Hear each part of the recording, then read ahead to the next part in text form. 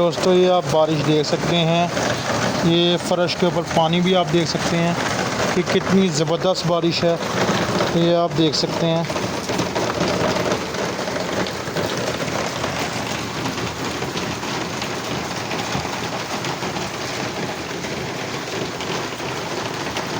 कितनी ख़तरनाक बारिश हो रही है, आप देख सकते हैं।